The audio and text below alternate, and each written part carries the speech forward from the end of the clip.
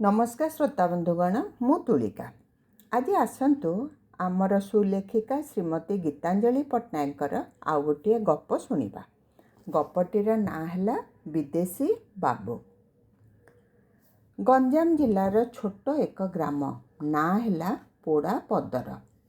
से गाँवर मुरलीधर ओरफ मुरलिया ग्राम मुखिया प्रहलाद पाटशाणीकर चाष जमीरे हलिया भाव काम करे। ଏହା ଛଡ଼ା ସମୟ ପାଇଲେ ଅନ୍ୟମାନଙ୍କର ମୂଲ ଲାଗେ, ବୋଲ ହାକ କରିଦେଇଥାଏ। କିଛି ପଇସା ଓ ଧାନ ଚାଉଳ ବିରି ମୁଗ ପନିପରିବା ଇତ୍ୟାଦି କିଏ କିଏ ଦେଲେ ସେଥିରେ ପରିବାର ଚଳାଏ। ମୁରଲିଆର ଗୋଟିଏ ପୁଅ ଓ ଦୁଇଟି ଝିଅ। ଘରେ ବୁଢ଼ା ବାପା ଓ ମା। ସେମାନଙ୍କ ଦେହ ମୁଣ୍ଡର ସମସ୍ୟା ଲାଗି ରହିଥାଏ। ଗାଁ ବୈଦଠାରୁ ମାସେ 2 ମାସରେ କିଛି ଔଷଧ ଆଣି ବାପର କାଶ ଓ ମାର ଫାଲେରିଆ ଜ୍ୱର ପାଇଁ ଦେବାକୁ ହୁଏ। ସେଥିପାଇଁ ପଇସା ବି ଲାଗେ। 7 ପ୍ରାଣୀ କୁଟୁମ୍ବକୁ ରୋଜଗାରିଆ ଜଣେ। ମୂଲିଆ ହଳିଆ କାମ କରି 3 ପୁରୁଷ ବିତିଗଲାଣି। ମୁରଲିଆର ପୁଅ ନାଁ ଜଗନ୍ନାଥ। ରଙ୍ଗ କଳା ବୋଲି ଜଗନ୍ନାଥଙ୍କ ନାଁ ଦେଇଛି ଜେଜେବାପା। ମଲାବେଳେ ନାତିକୁ ଡାକିଲେ କି ମନେ ପକାଇଲେ ପ୍ରଭୁ ଜଗନ୍ନାଥଙ୍କ ନାମ ଧରି ଏଇ ଭବସାଗରରୁ ପାର ହୋଇଯିବ, ଏହା ଭାବି ସେ ନାତିର ନାମ ଜଗନ୍ନାଥ ଦେଇଛି। ଜଗନ୍ନାଥକୁ ଘରେ ବାହାରେ ସମସ୍ତେ ଜଗା ବୋଲି ଡାକନ୍ତି। ମୁରଲୀର ଇଚ୍ଛା ଥାଏ ପୁଅ ପାଠ ପଢ଼ିବ ଓ ସହରରେ କାମ କରି ପଇସା ରୋଜଗାର କରି ଭଲ ସାର୍ଟ ପ୍ୟାଣ୍ଟ ପିନ୍ଧିବ, ବାବୁ ଭଳି ଦିଶିବ। ମୁରଲିଆ ଭଳି ଗାମୁଛା ପିନ୍ଧି ଗାମୁଛା ମୁଣ୍ଡରେ ଭିଡ଼ି ହଳିଆ କାମ କରି ବୋଝ ବୋହିବ ନାହିଁ। ଗାଁର ବଡ଼ବଡ଼ିଆଙ୍କ ଠାରୁ ଶଳା ବେଧୁଆ ଠାପୁଆ ଆବେ ଯାବେ ଭଳି ଭାଷା ଶୁଣିବ ନାହିଁ। ଜଗାକୁ ପାଠ ପଢ଼ାଇବାକୁ ମୁରଲିଆର ଭାରି ଇଚ୍ଛା। ପାଠ ପଢ଼ିଲେ ସିନା ବାବୁ ହୋଇପାରିବ, ନହେଲେ ତ ତାରି ଭଳିଆ ମଳିମୁଣ୍ଡିଆ ହୋଇ ପର ଘର ଓଳି ତଳେ 2 ପଇସା ପାଇଁ ଗୋଡ଼ ଭାଙ୍ଗି ମୁଣ୍ଡ ନୋଇ କାକୁତି ମିନତି ହେବାକୁ ପଡ଼ିବ। 5 ବର୍ଷ ପୂରିଲା ପରେ ପାଖ ସ୍କୁଲରେ ନାମ ଲେଖାଇଦେଲା ଜଗାର। ପେଟ କାଟି ସ୍କୁଲ ଦରମା ଓ ବହି ଖାତା କିଣିଦେଲା। ଜଗା ମାଟ୍ରିକ ପାସ୍ କରିବାକୁ ମୁରଲିଆ ଦିନ ଗଣିଲା। ହେଲେ ଜଗାର ପାଠରେ ମନ ନଥାଏ। ସବୁ ଶ୍ରେଣୀରେ 2 ଥରରୁ ଅଧିକା ଫେଲ୍ ହୋଇ 7ମ ଶ୍ରେଣୀ ପାସ୍ କରିବାକୁ ଜଗାକୁ 12 ବର୍ଷରୁ ଅଧିକା ଲାଗିଲା। ଆଉ ପାଠ ପଢ଼ିବାକୁ ଜଗାର ଜମା ଇଚ୍ଛା ନଥିଲା। ମୁରଲିଆର ବି ପଇସା ବଳ ନଥିଲା। ମନକୁ ବୁଝାଇଲା ପୁଅ ତାର ପାଠ ପଢ଼ିଛି, ତା ଭଳି ମୂର୍ଖ ନୁହଁ ତ। ଜଗା ପାଠପଢ଼ା ପରେ ବାପା ପଇସାରେ ପ୍ୟାଣ୍ଟ ସାର୍ଟ କିଣି କିଛି ଦିନ ନିଜର ସାଙ୍ଗମାନଙ୍କ ଆଗରେ ନିଜର ପାଠୁଆପଣ ଦେଖାଇ ହେଲା।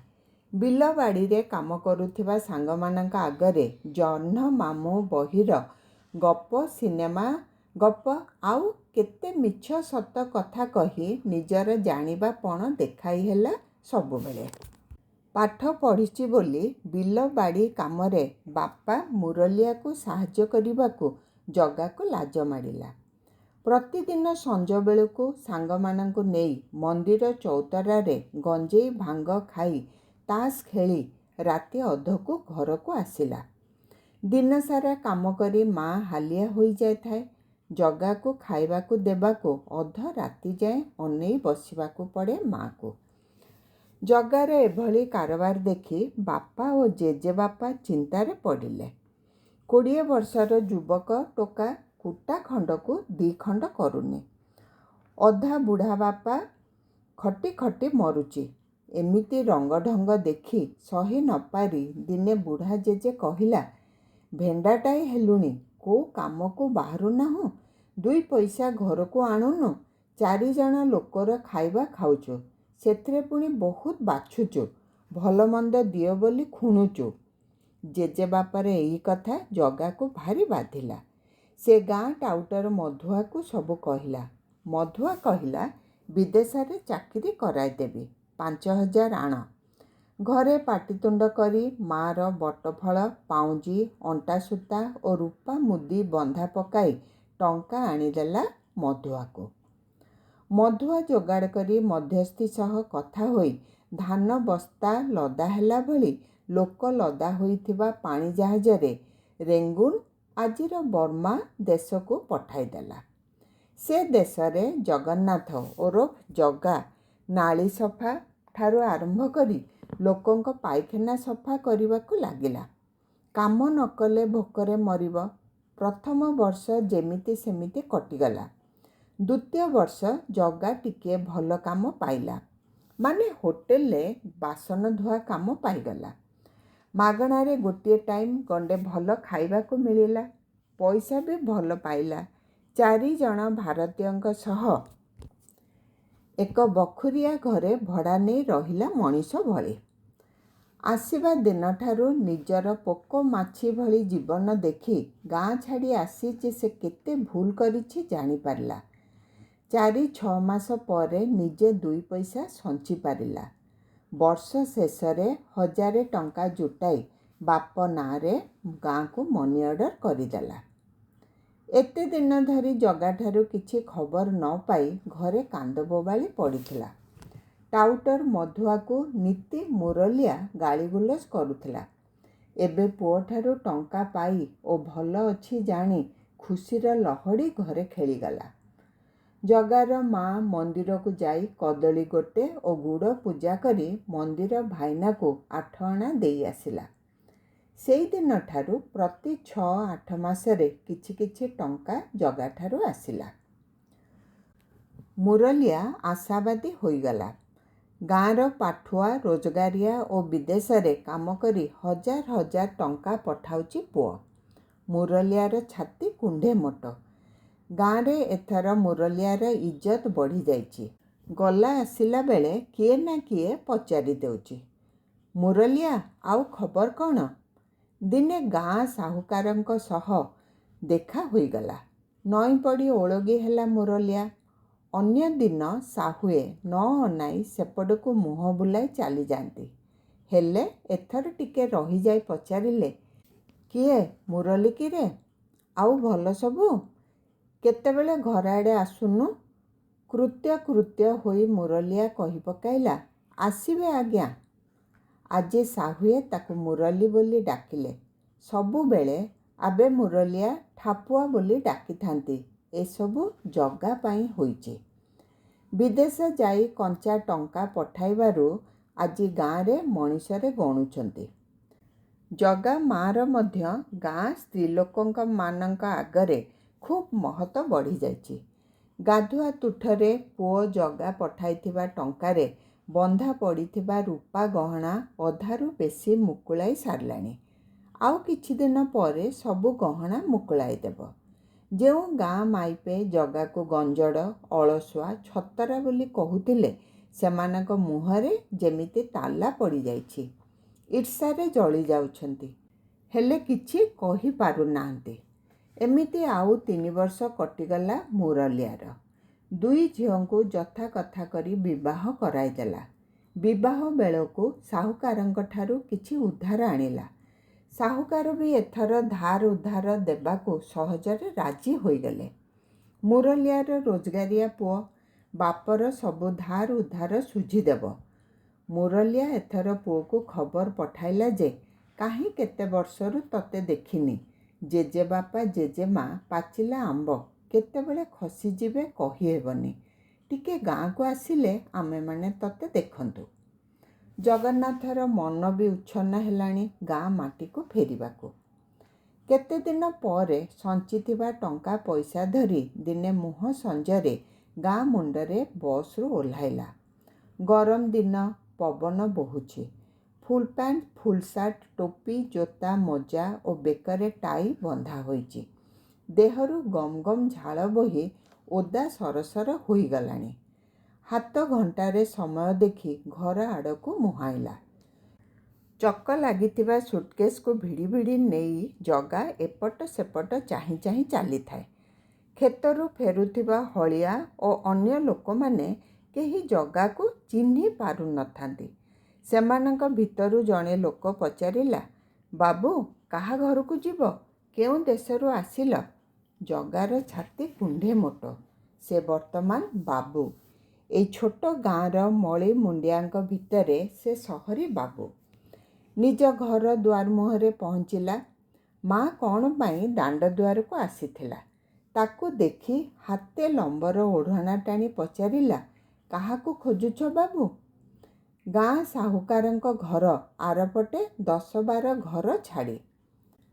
ଜଗା ହସି ପକାଇଲା ଓ ପାଖକୁ ଯିବାକୁ ବସିଲା। ଏହି ସମୟରେ ନଈ ନଈ ଜେଜେମା ବୁଢ଼ୀ ଆସି କହିଲା, ହେ ତୁ କିଏ ବା? ମୋ ଘରକୁ ଜୋତା ପିନ୍ଧି ପଶି ଆସୁଛୁ? ମୁଣ୍ଡରୁ ଟୋପି କାଢ଼ି ଜଗା କହିଲା, ଜେଜେମା ମୁଁ ପରା ଜଗା। ମା ଓ ଜେଜେମା ପ୍ରଥମେ ତାଟକା ହୋଇ ଚାହିଁଲେ, ପୁଣି ବାହୁନା ପକାଇଲେ। ଆରେ ମୋ ଅନ୍ଧାର ଘରର ଦୀପାଳି, ତୁ କେଉଁଠି ଥିଲୁ, ଫେରି ଆସିଲୁ? ମା ଜେଜେମା କଥାରେ ମାଠିଆଏ ପାଣି ଆଣି ଜଗାର ମୁଣ୍ଡରେ ଢାଳିଦେଲା। ବିଦେଶ ଛୁଆଁ ଲୁଗା ପିନ୍ଧି ଘରକୁ କିପରି ଯିବ? ବଡ଼ ବଡ଼ିଆ ମାରା ହୋଇଯିବେନି? ଘରୁ ଖୋର୍ଦ୍ଧା ଗାମୁଛା ନେଇ ଆସିଲା ମା। ଝାଳୁଆ ଦେହରେ ଥଣ୍ଡା ପାଣି ପଡ଼ି ଜଗାକୁ ଭାରି ଭଲ ଲାଗୁଥାଏ। ଜାମା ପେଣ୍ଟ କାଢ଼ି ଗାମୁଛା ବଦଳାଇଲା ଜଗା। ମା ଦେଖି କାନ୍ଦି ପକାଇଲା। ଜଗାର ସେ ଗୋଲଗାଲିଆ ଦେହ ଶୁଖି କଣ୍ଟା ହୋଇଯାଇଛି। ଗାଲ ପଶିଯାଇଛି। ଆଖି ଯାଇ ଗାତ ଭିତରେ ପଶିଲା ଭଳି ଦିଶୁଛି। ତରବର ହୋଇ ଶୁଖୁଆ ଖଣ୍ଡେ ଓ ଶଙ୍ଖ ସାରୁ ଭାଜି ସଜ ପଖାଳ ବାଢ଼ିଦେଲା ଜଗା ପାଇଁ।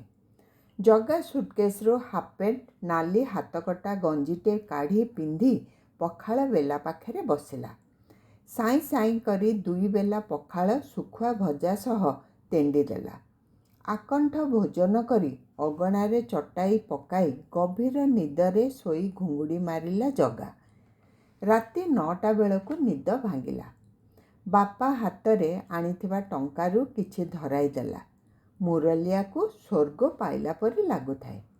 ଜେଜେମା, ଜେଜେବାପା, ମା, ବାପା ଓ ବିବାହିତା ଭଉଣୀମାନଙ୍କ ପାଇଁ ଆଣିଥିବା ଲୁଗାପଟା ଓ ଉପହାର ସବୁ ସମସ୍ତଙ୍କୁ ଦେଲା। ତା ପରଦିନ ଜାମା ଯୋଡ଼ ହୋଇ ଗାଁ ବୁଲି ବାହାରିଲା। ବଢ଼େଇ ଚଢ଼େଇ 4 ଗୁଣ କରି କଥା କହି ନିଜର ବାବୁପଣିଆ ଦେଖାଇ ହେଲା। ସବୁ ଶୁଣି ସାଙ୍ଗମାନେ ଓ ଗାଁବାଲା ଜଗାର ପିତା ଶୁଖୁଆ ଭଳି ରୂପ ଦେଖି ଅନୁମାନ କରି ନେଉଥିଲେ ଜଗା କେମିତି ରହୁଥିବ ଓ କେତେ ଖଟୁଥିବ। ସବୁ ବୁଝି ହେଉଥିଲା। କିଛି ନ କହି ଲୁଚେଇ ଲୁଚେଇ ହସୁଥିଲେ ସମସ୍ତେ। କହୁଥିଲେ, ନ ଖାଇ ନ ପିଇ ପଇସା ରୋଜଗାର କରି କଣ୍ଟା ହୋଇଯାଇଛି ବିଚରା।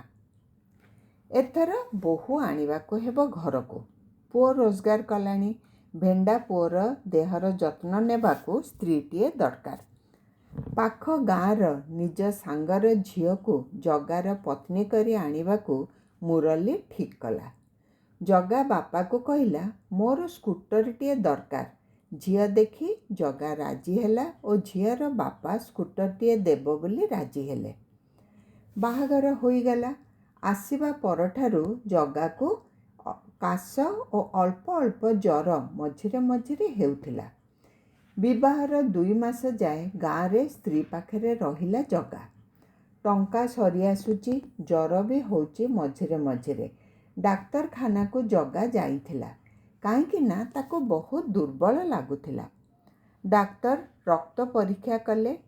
ଏଡ୍ସ ରୋଗ ହୋଇଛି ବୋଲି ବାହାରିଲା। ଚମକି ପଡ଼ିଲା ଜଗା। ଯୁବକ ଜଗା ବର୍ମାର ବେଶ୍ୟାବୃତ୍ତି କରୁଥିବା ଯୁବତୀମାନଙ୍କ ସଂସ୍ପର୍ଶରେ ଆସି ଯୌନ ରୋଗର ଶିକାର ହୋଇଛି। ମୁଣ୍ଡ ବୁଲାଇ ଦେଲା ଜଗାର। ଚୁପଚାପ ଘରକୁ ଆସି ବର୍ମା ପୁଣି ଥରେ ଯିବାକୁ ତିଆରି ହେବାକୁ ଲାଗିଲା। ପଇସା ହେଲେ ସିନା ରୋଗ ପାଇଁ ଚିକିତ୍ସା କରିବ। ନୂଆ ବୋହୂ କାନ୍ଦିଲା। ସ୍ତ୍ରୀକୁ ଆଶ୍ୱାସନା ଦେଲା, ଆରଥରକୁ ଆସି ବର୍ମା ନେଇଯିବ। ଜଗା ଭାବିଥିଲା ଏଥର ଗାଁ ପାଖ ସହରରେ କାମ କରିବ। ହେଲେ ଏଠି ରହିଲେ ତାର ରୋଗ ବିଷୟରେ ସମସ୍ତେ ଜାଣିଯିବେ। ଆଉ ବଳ ବା କାହିଁ? କୌଣସି ମତେ ବର୍ମାରେ ପହଞ୍ଚିଗଲା। ସେଠିକାର ସାଙ୍ଗମାନେ ସାହାଯ୍ୟ କଲେ। ହେଲେ କାମ କରିବା ଅବସ୍ଥାରେ ରହିଲା ନାହିଁ ଜଗା। କେତେଦିନ ଆଉ ସାଙ୍ଗମାନେ ସାହାଯ୍ୟ କରିବେ? ସେମାନେ ବି ସେହି ମୂଲିଆ ଶ୍ରେଣୀର ଲୋକ। ବର୍ମାର ସରକାରୀ ଡାକ୍ତରଖାନାରେ ଜଗାକୁ ଭର୍ତ୍ତି କରିଦେଲେ। ସେଠି 4 ମାସ ପଡ଼ିଲା ପରେ ଜଗାର ମୃତ୍ୟୁ ହୋଇଯାଇଥିଲା। ଜଗା ଯିବା ପରଠାରୁ ଟଙ୍କା ପଇସା ପଠାଇ ପାରିନଥିଲା। ମୁରଲୀ ଓ ତା'ର ସ୍ତ୍ରୀ ଭାବିଲେ ବୋହୂ ଶିଖେଇଛି। ଜଗା ବୋଧହୁଏ ତା ପାଖକୁ ଟଙ୍କା ପଠାଉଛି ଲୁଚାଇ କରି। ବୋହୂ ବୁଦ୍ଧିମତୀ ଥିଲା, କହିଲା, ମୋ ପାଖକୁ ପଠେଇଲେ ଏଇଠିକାର ଠିକଣାରେ ତ ଆସିବ, ଲୁଚାଇ କରି କିପରି ପଠାଇବେ? ମୁହେଁ ମୁହେଁ ବୋହୂକୁ ଏପରି କହିବାର ଶୁଣି ଘରେ ସମସ୍ତେ ବହୁତ ଭଲ ମନ୍ଦ କହି ବୋହୂଟିକୁ ଗାଳିଗୁଲଜ କଲେ। 2 ଦିନ ପର୍ଯ୍ୟନ୍ତ ବୋହୂଟି କାନ୍ଦ କନ୍ଦା କଲା। କିଛି ଦିନ ପରେ ନୂଆ ବୋହୂକୁ ଜ୍ୱର ହେଲା। ଆଉ ଏହି ଜ୍ୱର ପ୍ରାୟ ଥରକୁ ଥର ହେବାକୁ ଲାଗିଲା। ବୋହୂର ବାପା ଝିଅକୁ ଦେଖିବାକୁ ଆସିଥିଲା। ଡାକ୍ତରଖାନାକୁ ନେଇ ରକ୍ତ ପରୀକ୍ଷା ପରେ ଏଡ୍ସ ହୋଇଛି ବୋଲି ଜଣାପଡ଼ିଲା। କାହାକୁ କିଛି ନ କହି ପୁଆଣି କରି ନେଉଛି କହି ମୁରଲିଆର ସମୁଦି ଝିଅକୁ ଘରକୁ ନେଇଗଲା। ଡାକ୍ତରଖାନାରେ ଜଗା କଥା ସବୁ ଡାକ୍ତରବାବୁ ମୁରଲିଆର ସାଙ୍ଗ, ତାମାନେ ଝିଅର ବାପାଙ୍କୁ କହିଦେଲେ ଏବଂ କହିଲେ ସ୍ତ୍ରୀ ସହ ସହବାସ କରିବାରୁ ବୋହୂଟିକୁ ଏ ରୋଗ ସଂକ୍ରମିତ ହୋଇଛି।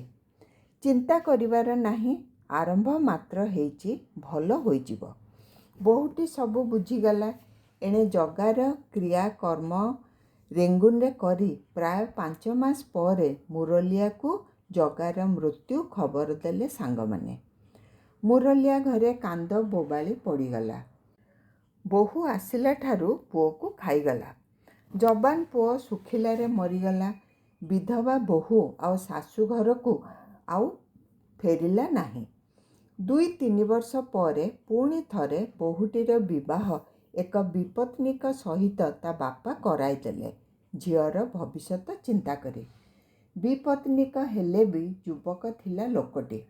ଏଥର ବୋହୂଟିର ବାପା ବିବାହ ଆଗରୁ ସେହି ବିପତ୍ନୀକ ଲୋକଟିର ରକ୍ତ ପରୀକ୍ଷା ଓ ଅନ୍ୟ ପରୀକ୍ଷା ସବୁ କରି ବିବାହ କରାଇଥିଲେ। ଆଜିକାଲିର ଯୁବଗୋଷ୍ଠୀ ଓ ମା ବାପାମାନେ ମଧ୍ୟ ଟିଭି ଓ ଖବରକାଗଜ ପଢ଼ି ସବୁ ବିଷୟରେ ଆଗୁଆ ସାବଧାନ ହୋଇଯାଉଛନ୍ତି। ଜଗା ନିଜର ଅନଭିଜ୍ଞତା ଯୋଗୁଁ ମୃତ୍ୟୁ ବରଣ କଲା। ମୁରଲିଆର ମୃତ ପୁଅ ଜଗାର ସ୍ମୃତି ସ୍ୱରୂପ ଯୌତୁକର ସ୍କୁଟରଟିକୁ ନିତି ପୋଛାପୋଛି କରି ରଖୁଛି। ଝିଅ ଜ୍ୱାଇଁ ବିକିବାକୁ କହିଲେ ବି ବିକ୍ରି କରୁନାହିଁ। ଏଇଟି ଜଗାର ସନ୍ତକ, ତା'ର ପାଠ ପଢ଼ୁଆ ବିଦେଶୀ ବାବୁ ପୁଅ ଜଗାର ପାରିଲା ପଣିଆର ଚିହ୍ନ।